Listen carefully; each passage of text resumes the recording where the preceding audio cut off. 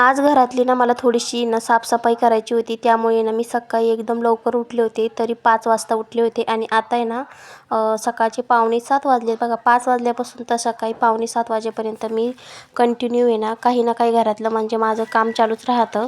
तर आज मला साफसफाई तर करायचीच होती आणि त्याचबरोबर ना मला हेअर वॉश पण करायची होती. तर रात्री मस्त असं ना तेल वगैरे लावून मालिश केली होती केसांची, म्हणून थोडं उशिराच आज अंघोळ वगैरे झालेली आहे माझ्यावाली.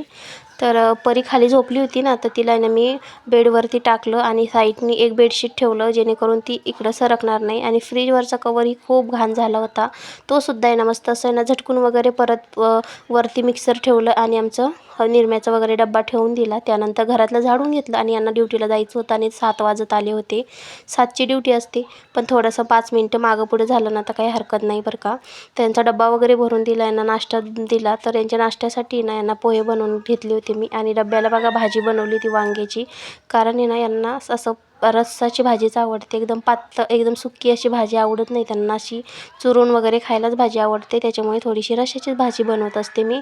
आणि आमच्या मायलेकींसाठी मी ना वरण भात सांबर आणि भात केला होता, त्याचबरोबर तिळाची चटणीही केली होती. आणि माझी ना अंघोळ वगैरे झाली आणि परीसुद्धा ना बाहेर खेळायला गेली होती.